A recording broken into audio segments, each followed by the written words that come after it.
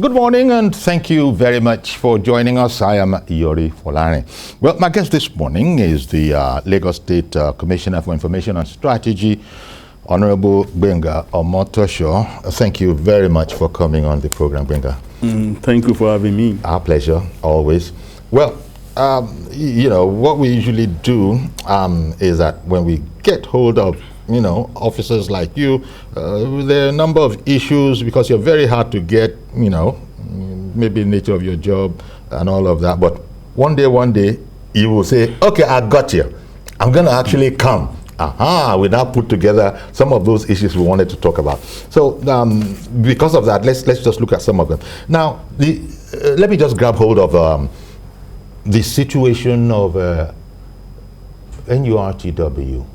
The whole garages, the parks, the agberos or whatever, that's what they're called. It looks like there's some reforming the offing, and NURTW, its national headquarters, has suspended the principal officer in Lagos here. And there were those who were a bit concerned that, and this comes that news came shortly after we had heard that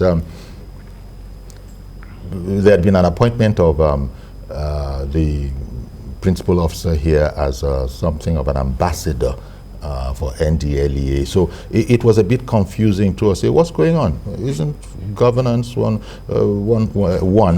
So maybe you can just sort of enlighten us on that.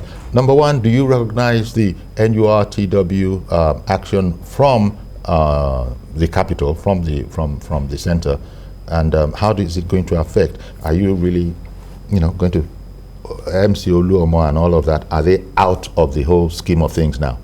Yeah, thank you so much for that question. First, let me just to say that NURTW is like any other union. It has its own laws to which the members subscribe. It has its own ways of doing the things. It has its own politics. And Lagos State government is not interested in NURTW politics at all.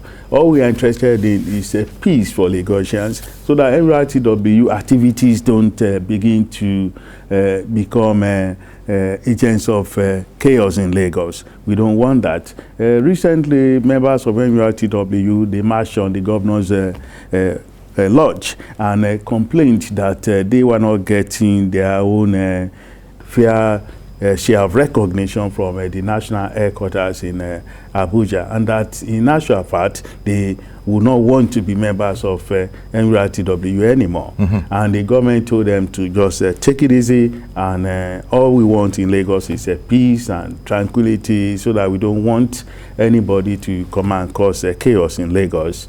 And they went away. A few days after, we had the news that NURTW national body has suspended the chairman of the Lagos chapter. And the Lagos chapter chairman, in an attempt to fight back, he now said, well, if you have suspended me, I am no longer a member of your union, and I am pulling out all my members.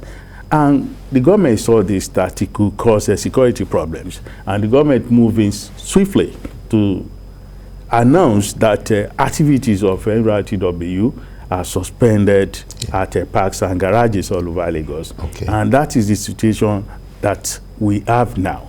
Now, we do not want anybody claiming to be members of NURTW running the parks in Lagos. A committee is going to be set up that will handle the affairs of all the parks in Lagos, so that Lagosians can go about their businesses without any fear of chaos, without any fear of violence, without any fear of fighting anywhere because of NURTW. NURTW is something that is of concern to so many people. It is understandable because they operate in a sector that is as relevant to everybody living in Lagos, transportation. That is why I think they have such influence on what goes on around Lagos in terms of peace on the road and all of that. But besides that, I do not see NURTW as a special union at all. It's like any other union of artisans, of barbers, of carpenters, of any organization of a people that you can think of. The only difference perhaps is that in fact I understand this reasoning, whether barbers, whether vulcanizers and all those kind of things, but those other trades, crafts, they are actually that, a trade, craft.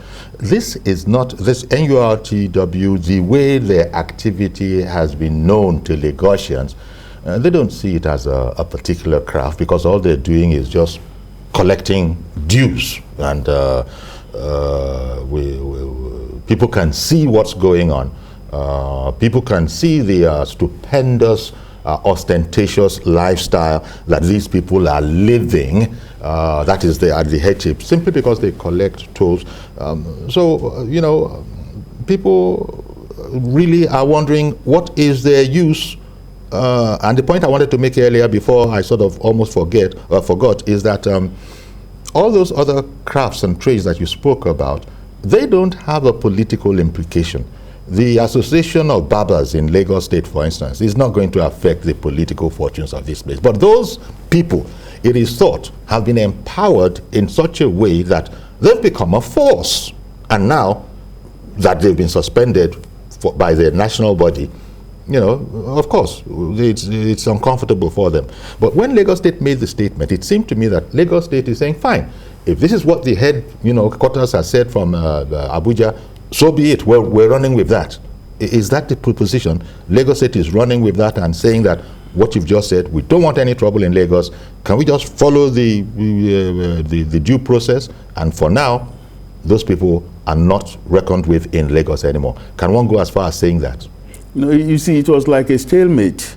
The National High Court has said, we are suspending the chairman of the Lagos chapter. The chairman of the Lagos chapter said, if you are suspending me, you can as well go away with your union. I'm not following you anymore. If so he does that, he can't operate in Lagos. Can any person operate on their own individual personal say-so? Say I, for instance, I am MC Oluomo, for example. Is that enough? You see, what I'm saying about NURTW is that it's like any other, it is registered. People who are members, they joined out of their own volition. And if the union says, this is our way, we have to do this, we have to pay levies and all that, and they are paying without being forced to, government has no problem with that. Okay. Where we have a problem is that if you now say, because you are any union, NURTW or whatever it is so called, and then you say your activities will now disturb businesses in Lagos, people will now be going about in fear of whatever may come from you because you are a unionist. That is what the government doesn't want. That was why the government moved in there to say that no more activities of NURTW at parks. We are not supporting any side, whether it's Abuja or Lagos.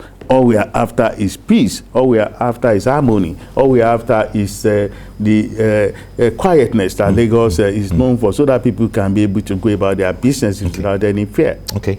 Because people will be sending these messages up and down. In fact, I think I saw one yesterday or day before yesterday where WhatsApp, there's all sorts of things going on. As people were saying, be careful as you go out because it is thought that. So these spurious messages are going out, creating fear.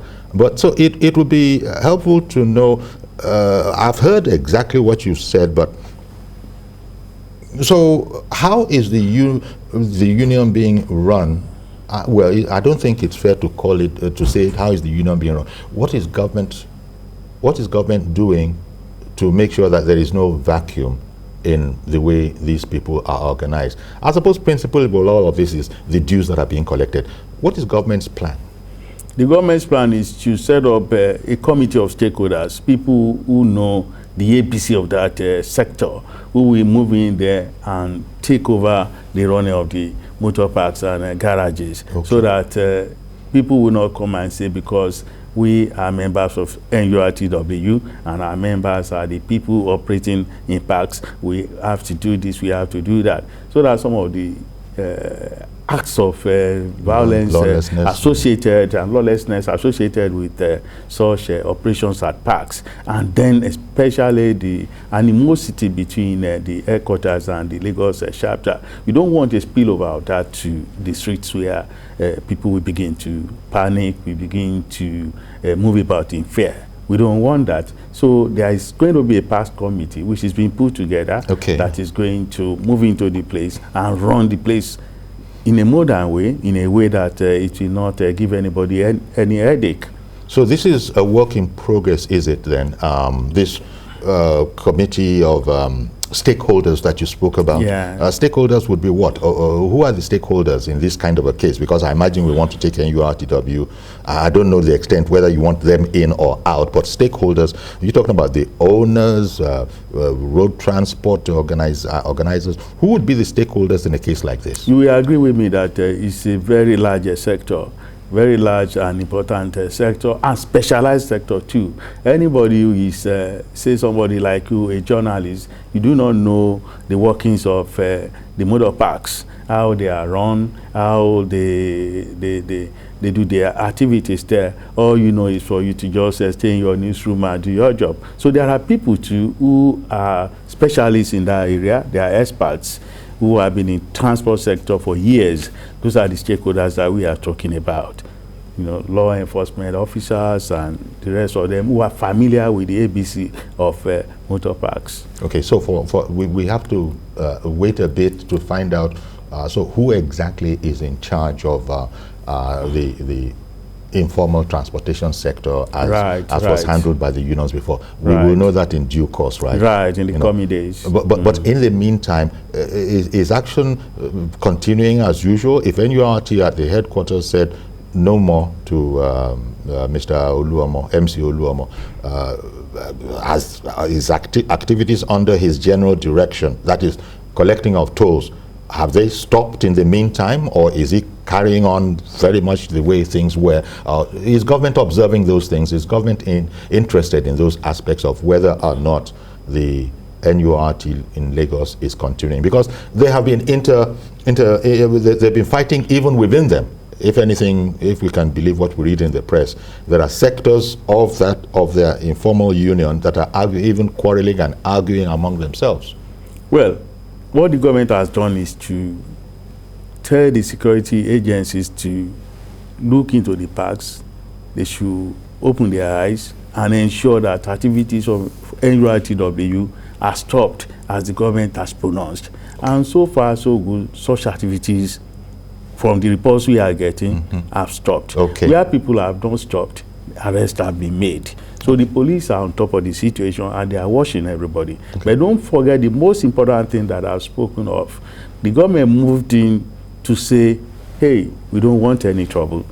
And that is the target of the government, that there should be no trouble coming from NURTW. That there peace should be in Lagos. Peace, you know. So all these mysterious pictures, what you see on, especially on WhatsApp in the Lagos area, of people running helter-skelter, and you're wondering what is this, and then later there will be no caption to those kind of video reports, video clips, and then but later on, you know, piecing things together, they say, oh, it was the transport union or it's unfortunate that many of our people take our news from the social media. Unfortunately. And there is, on the social media, there's so much misinformation, there is no regulation, there is just a laissez-faire attitude.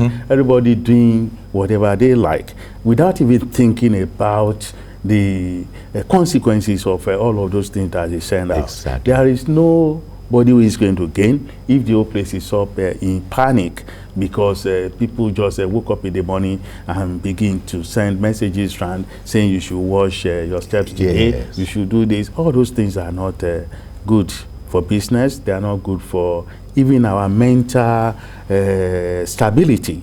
For people to just be sending us messages in the morning that there could be violence and all of that, raising false alarm just because you have access to a telephone. I think people should begin to question all those people who send out all those things. I mean, well, you won't know, because that's another thing. Talking about social media and what the communication process has now become, where anybody whatsoever can just get up, as you know, many people know there's a broadcast feature on WhatsApp, so they'll just broadcast to hundreds at the same time. And people, unfortunately, get these messages, and the first thing they do is to forward it on. So it becomes that kind of thing. So I was wondering, you're a professional journalist, you're one of those, how did this friend of ours say it, a professional in politics. You're a journalist, you're a working journalist. Is that why you probably feel there is no need, because I'm now asking you as the commissioner in Lagos, you see all these messages that other Lagosians are subjected to. Is it part of your training say, I won't deign to even comment on rubbish, on fake news? Meanwhile, it is being spread. Is there not a need for you, meaning your office, to come in and immediately douse all of these dubious reports when people are seen running around and in panic? Because I imagine people would also share as, profusely as the bad message, that don't mind them.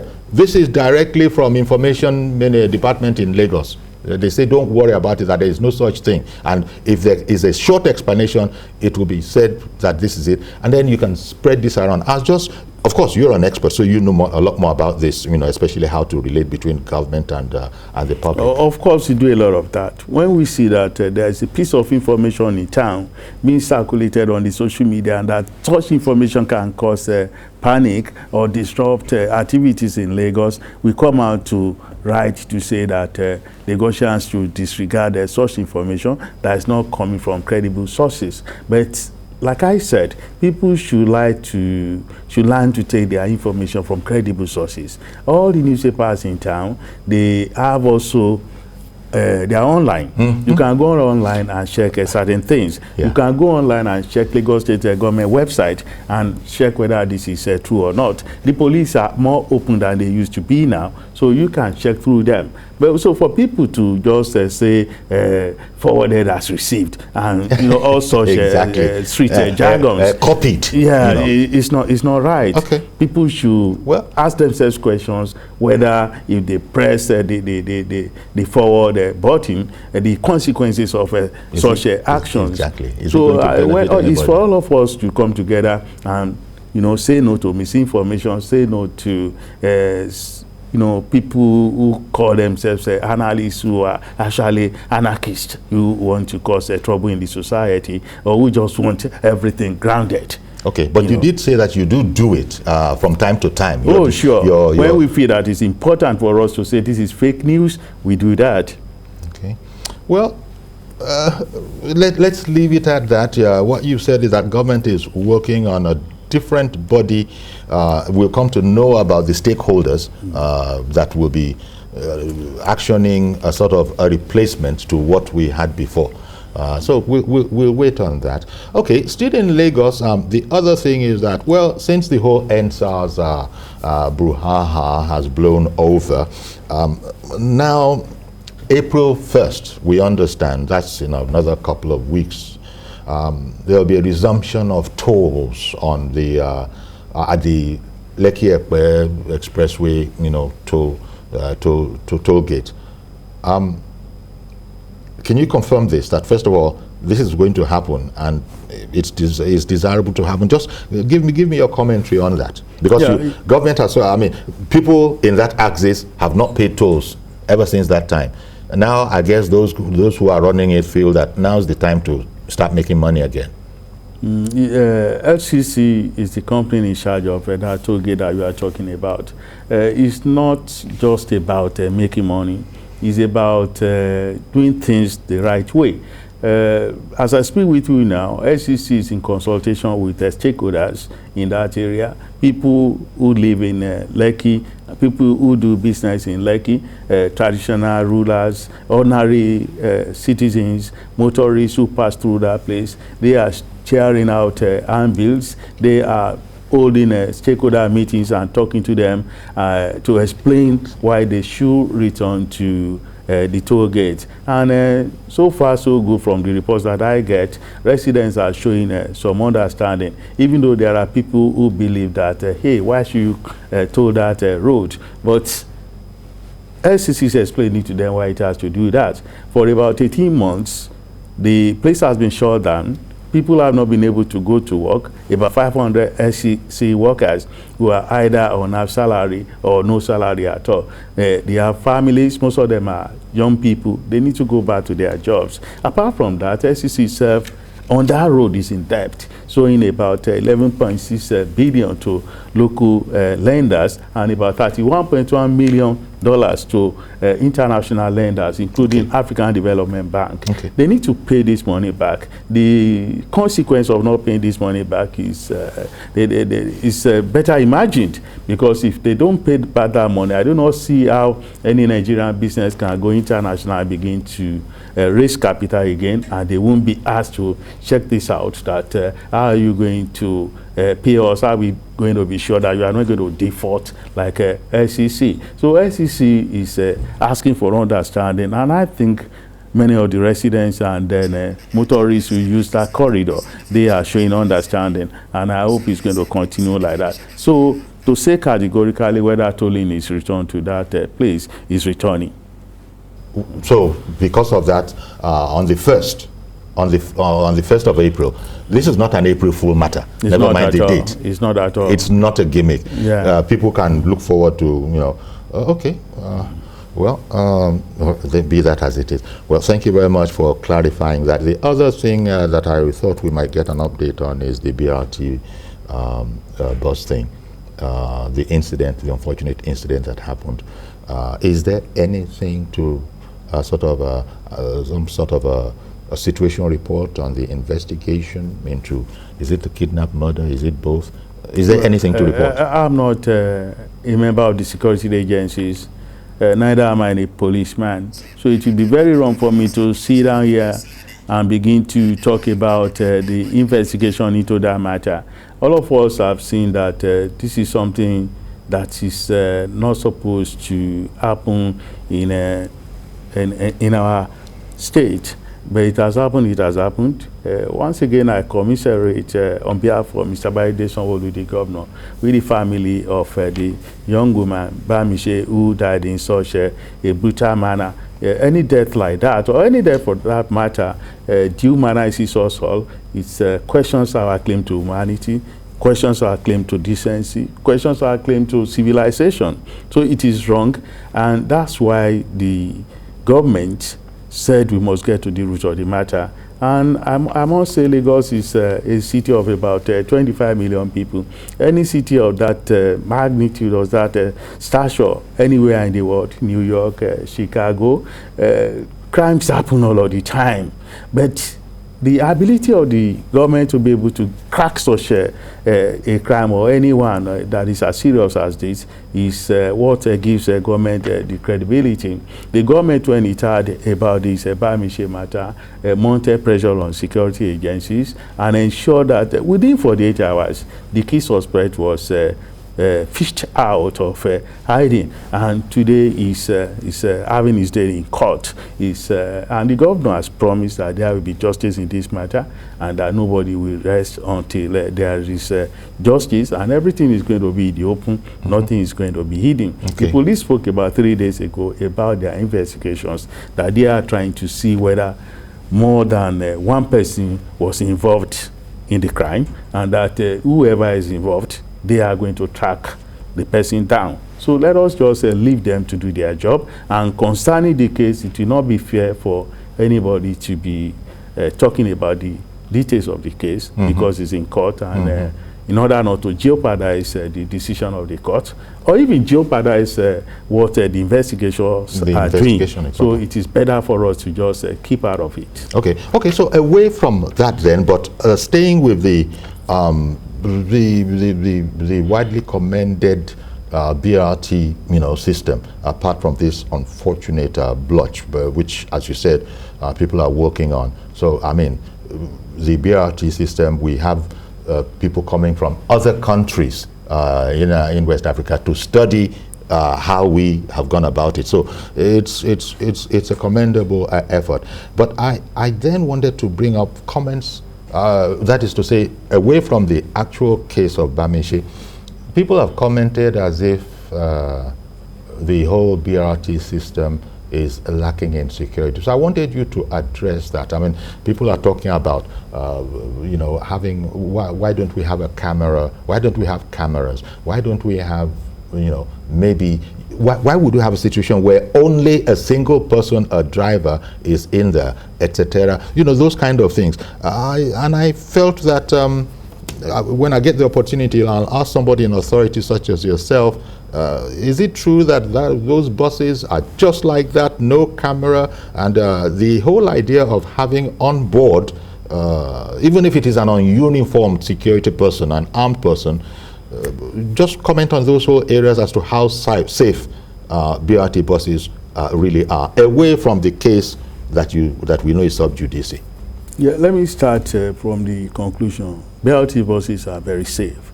As of 2021, over 40 million Lagosians have boarded BRT buses. Over 40 million have boarded since we started using the Cowrie card. It's been, we've been able to state the exact number of people who go in and who disembark. So over 40 million people, and we have never had an incident of this nature. It's so bad, it's so heart-wrenching, it's so brutal, it's so shattering for us. So for us to now begin to question about security in BRT, about whether there are security devices and all that, those are legitimate questions to be asked. But I assure you, all those BRT buses that were imported, they have cameras. Okay. They have exit points, emergency exit points. They even have a button that, a panic button that the driver can press if he's in trouble. Mm-hmm. But the buses that were bought recently from local manufacturers, I mean, when we said, well, it's good for us to patronize Nigerian goods and services, and then these buses were bought from local manufacturers, those ones don't have camera. Okay. And since we never experienced this kind of terrible crime on the buses before, nobody ever thought that it could get to this pass. But now that we have seen this experience, all those buses are going to be retrofitted with cameras and other security measures. And if you talk about security people coming on board buses, thank God we do not have what I can describe as a situation of terrorism in Lagos. We are in some parts of the country, you get people on board trains or on board vehicles carrying rifles, ensuring that it might be concealed arms. It might not be that scary rifle business. So I pray, and then I hope that with all of the things that we are doing with the security network in Lagos, that we are never going to get to that situation. So BRT buses are safe. All right then. Well, Honorable Gbenga Omotoso, Lagos State Commissioner for Information and Strategy here. We'll take a break, and when we come back, we'll continue the conversation. And of course, I imagine there might be, you know, 1 or 2 questions, perhaps 3 or 4, that you want to ask Mr. Omotoso. We'll speak about that when we come back. Stay with us, please.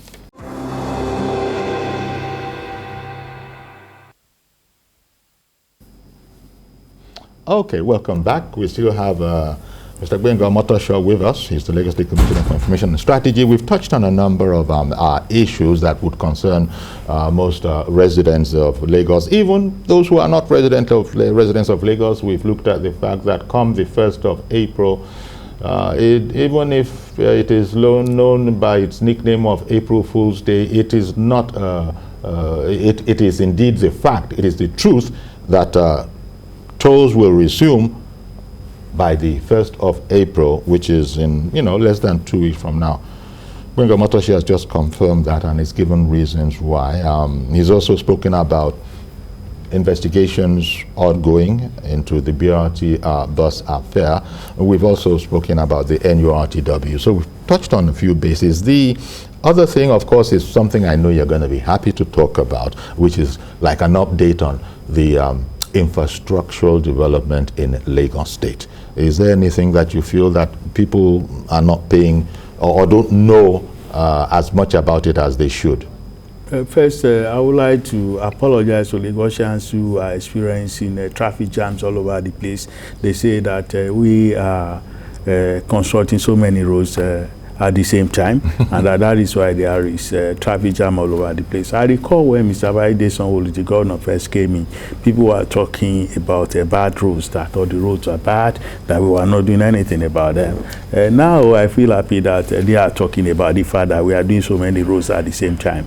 But it's not just because the Lagos State government is building roads in Lagos, and the federal government is also doing its own part, but because mainly we are building overpasses and bridges because of the rail project, the blue line and the red line that by God's grace will be test run at the end of this year. And if you have a project of that magnitude, there is no way it's not going to have a spillover effect on what is going on in this town.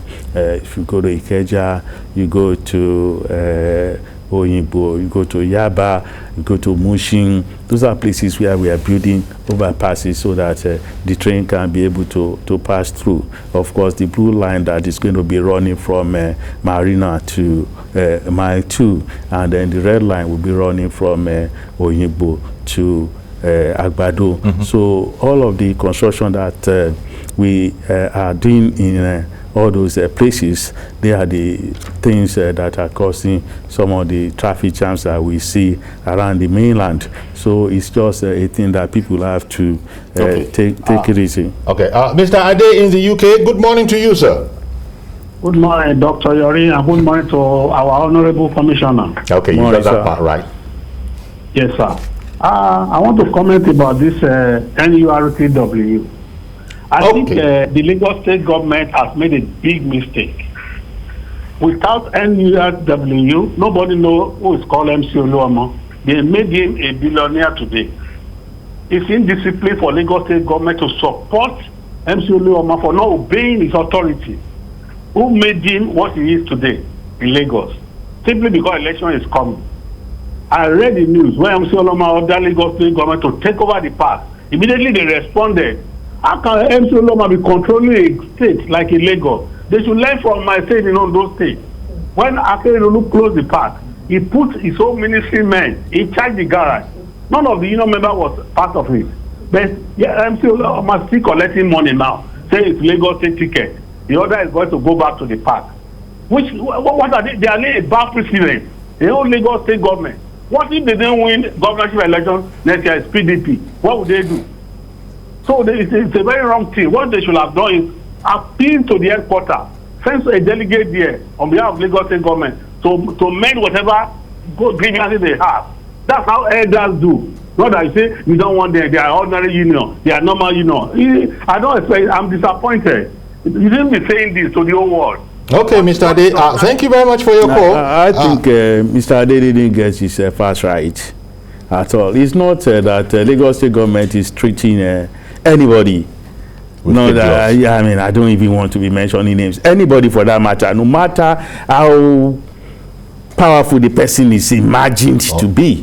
No, nobody can be more powerful than the state. What we have done, what we have simply done is that, I mean, if you, national headquarters says, before national headquarters came into the scene, the Lagos State chapter marched on the governor's house to say that they want to pull out of the national body. And then the national body said a few days after that, we are suspending the Lagos State chapter chairman. And then the Lagos State chapter chairman said, we are pulling out. So we saw trouble coming. And then the government moved in and said, hey, all of you out of the park, we don't want anybody, and we are going to set up a committee that is going to run the activities of the parks. What is wrong with that? Whether it is NURTW or anything, anybody has the right of association, going by the constitution, going by the law. There is freedom of association. So if they are together as NURTW people, so long as the activities don't cause trouble in town, we have nothing against them. So if he's saying that government is indulging them and all that, that is wrong. Okay. Government has no business with that. Charles, Mr. Charles in Lagos Island. Good morning. Good morning, Mr. Yori. Thank you. Go ahead, please. I want to revert in terms of the NRL, what they call it, the transport union. I think what the Lagos State government suspended, or what the only change you had is that they just removed their uniform. but the activities is still 100%. And it's like this are being condoned even by this government or even the past one. Let them do a survey. Let them enter a bus from Ikorodu to Lagos Island. Those very buses you see, they spend more than 10 to 15,000 naira just on a single trip. And I believe that these are money that should be entering the Lagos State coffers. And you ask those drivers, interview them, they tell you that those money they don't benefit anything from it. It's just meant for the people in charge of the union. Okay. Because in the normal setting, it's supposed to be a cooperative. At the end of the year or so, they should also benefit from what they are spending. But this money goes into the... Just go to see what's happening on the Ikorodu Road. You will see whether Okay. have governance in Lagos or not. Okay, I hear you, Charles. And let's allow Mr. Omotoso to comment on that, because I'm sure there's very little going on that government is unaware of. He said people just need to take a bus from. Government probably knows all of these things even before he says it, right? Well, there are people who feel that government should just go into NURTW and begin to encourage them and begin to ask them to move on to the roads and to be doing all of the things that Lagosians have been complaining about, that they harass people, they cause traffic jam in an attempt to take money from their people. That's why government said, well, all the levies that drivers are supposed to pay, apart from that, their union dues, that we are consolidating all the levies to an 800 naira ticket that a driver takes per day. If you leave a park, for example, in Badagry, and you want to go to VI, you are likely to pass through 3 or 4 local governments. And at every stop, you used to take tickets, but it's no longer so. But if he is saying that because we have said we have stopped activities of NURTW in parks, and then they are still up and doing, well, it is illegal. And like I have said earlier, I have a report that the police have arrested some of these NURT members who have been harassing people that they should pay levies. I've also gotten reports of NURTW members who, out of their own volition, will park at a bus stop and go and meet people who are not even wearing NURTW uniforms and then pay to them. So it is all about that freedom that these guys are exercising. But for us officially, there is no activity of NURTW at parks now. Anybody who goes to the parks to pronounce himself as NURTW official and begins to collect money from people is liable to be arrested by security agencies. So that's the way that situation is. I hope that sort of clarifies it a bit. But again, it seems to me that from what you're explaining, government is sort of walking a careful tightrope here, so as not to infringe on anybody's rights, because you have spoken about, there's a right to association, free association, so far as it is done within the rules, and that you're not about to stamp on anybody just because emotionally people might feel that that's the right thing to do. There still is a process which you are following. Correct. Because it seems to me that Lagos just want what you want, which is to be safe, yes, to go about their business. And with all sorts of communication, WhatsApp messages up and down, you've just counseled that people should, just see what they can do to investigate these stories beyond just receiving it and forwarding it on. Most of the time, it's just a scare note. Okay, it was... Ohai in Ikeja called him, but that call dropped, Mr. Ohai. Just to know what this. And well, this is also to just announce that in this season, when a political season, there's also a live event that we are working on, where there's a press conference, a Save Nigeria Project World Press Briefing. That's ongoing now. The event theme is preserving our democracy. So if you see that, some of our viewers will be seeing that, so that's what's going on. The rest of the viewers, especially those in diaspora, we can continue with our program here. So we were talking about the infrastructural development, especially as it relates to the blue line and the red line, which you explained. Is there an estimated completion date? Is it within this Sanwo-Olu administration, or is it going to go into the next? Well, what's the planning? Well, the plan is that the red line and the blue line, the rail projects, they are part of our star projects in the Mr. Bayede Sanwo-Olu administration. And by the grace of God and with the support of all Lagosians, they will be delivered by the end of this month. This is the first time that a subnational is getting into rail. Rail is something that is done by the federal government, yes, by the national government, because of the kind of investment that is required. It is humongous, it's huge, massive, but Lagos State government has dared it and it's been able to get finances together, and it's been able to monitor the job as it is being done, and from all things being equal, the way it is going now, the work will be delivered on schedule. At the end of this year, there's going to be a test run of the 2 lines in Lagos. By the end of the year? By the end of the year. All other things being equal. Okay, Mr. Opara in Lagos, good morning, sir. Uncle Yeri, good morning. Thank you for calling in. And good morning to the guest there. The Honorable Commissioner, morning, sir. Lagos State Information. Honorable Commissioner, good morning, sir. I agree to you, sir. Uncle Yeri, please thank God for bringing such a man to your office there. This is Lagos. And I must tell you that we, the commuters in Lagos, we are suffering a lot in the hand of this so-called group called Nigeria, what is their road the transport unions. Transport workers. Yes. For example, at Ikorodu, a Greek bus stop, you know that we pay heavily for transport going to our homes. These people collect money for LASMA, they collect money for police, they collect money for the area boy, they collect money for this thing, and at the end of the whole thing, a man that is paying 30,000 minimum wage will pay for all this thing they are collecting, which is very bad. Every time because after collecting all this thing, they will hike the price of the offense. They look at what they have been paying to police, LASMA, the garage, the area boys, this and that, are almost 5 groups of people. Yes, so, but did you hear Mr. Omotoso talk about government's efforts to harmonize all of that into one ticket? I believe you explained. Right. You know, so yes, thank you for calling in. Fight is because we, the commuters, are suffering from the hand of these people. Okay. We are paying more fair because of all this money. This people are collecting from the whole garages.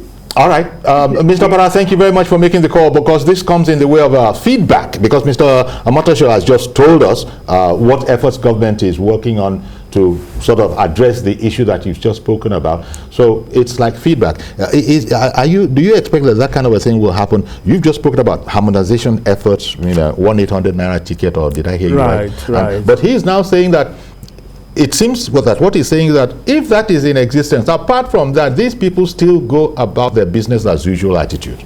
He was talking about these people that he mentioned collecting money for some law enforcement agencies and all of that. Those are some of the things that should not be happening on the road. What I would like to encourage Lagosians to do is that any time they find this kind of situation, they should complain. Okay. They should complain. It's because people don't complain. Is there a line, now that you brought that up, sir, is there a line that, look, just let us know where government can't be everywhere. So just let us know where you see the infringement. Call this number, as we have those dedicated numbers for other. Yeah, Lagos State Ministry of Transportation has such numbers that people can call. Okay. I would tell them to make such numbers public. They need to know them public, make them public. Yeah, so that when things happen, people will be able to lodge their complaints, give feedback. Yes. I observe this happening. Yes. The ones that you people know is not supposed to be happening, you can then investigate it and address it. Right. Yeah. Right. Because that seems to be Mr. Opara's complaint. So yeah, I imagine government through Mr. Omotoso will be taking that as feedback, and I don't know. Well, maybe tomorrow, if Mr.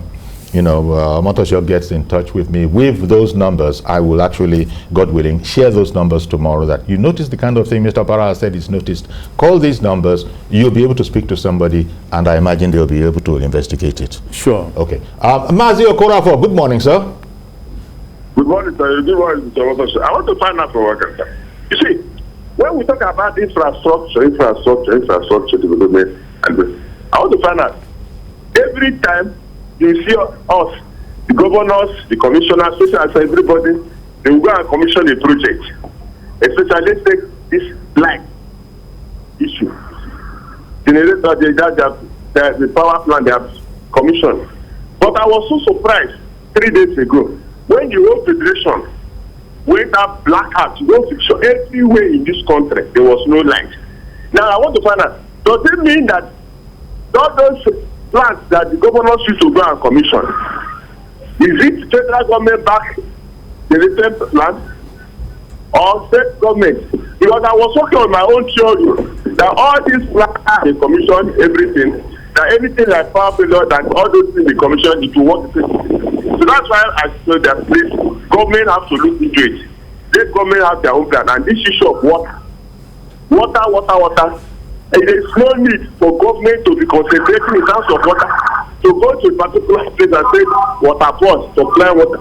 But if government can go around in areas and produce borehole, this local one, not the one you say unless you use a pumping machine before you supply water. Because I'm saying this right now, this dry season period, and this dry season period, we have seen what's happening now. All these airborne, waterborne diseases because of scarcity of water. Because the earlier the government come back and face the necessity of life, it is help us as a country. Because life, water, they say water is what? It's life. Thank you very much. It's on the good morning and have a nice day. Thank you very much, Mazi Okorafo. What do you think of his suggestion? Well, I appreciate what he's saying. If I got him right, I think he was talking about light and water, that, the government commissions things and all that. Recently, I saw on television the Genco's electricity generators talking about what they were being owed. They said as of now, they are being owed about 1.6 trillion, and that without payment of about 1.6 trillion, that Nigeria will remain in darkness. And it all boils down to what we say.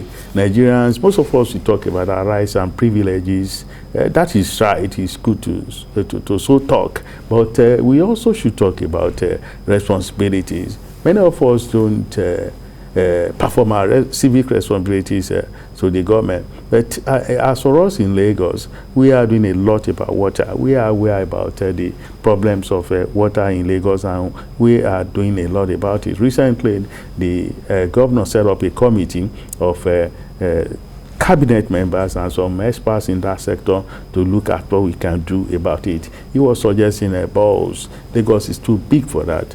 Because of the topography of Lagos, you cannot be sinking boreholes everywhere. And all the mini water works that we have in Lagos, most of them have collapsed. And instead of just saying we want to revive all of them, we are trying to look at the bigger picture. We are working on the waterworks, which is going to be supplying about 70 million gallons of water per day. And the contractors are there, all the things that we need to do, the finances, and all other things that we need to do, places that will be demolished for the right-of-way for the pipe to go through. With the Ogun State government, we are working. And very soon, the problem will be resolved. But some of the big waterworks, some of the big mini waterworks that we need to revive, we are working on them to revive them as soon as possible. So the government is aware of the problem, and we are really working on it. And I want to thank you very much, Gbenga, for coming on and giving us this, sort of a situation report on the Center of Excellence, which is another way of saying Lagos, if you have the time. Otherwise, you just say Lagos. But if you wanted to go into Inogijes, then it is the center of of excellence, right? Sure. So thank you very much, Gbenga Omotoso, Honorable Commissioner for Information and Strategy in Lagos, and hope that as soon as there's anything else report or when we have anything else to find out about, we'll call you, and in all probability, you'll oblige us. Thank you so much for Indeed. having me. Indeed, it is our pleasure. So that's our program. So what we're going to do now is that we'll leave you. We've started it. We'll leave you with the live broadcast, the live press conference, preserving our democracy that is ongoing with youths, the greater tomorrow. So that's our program today. I'll see you, God willing, tomorrow with a fresh edition. I am Iyori Fulani. Bye bye for now.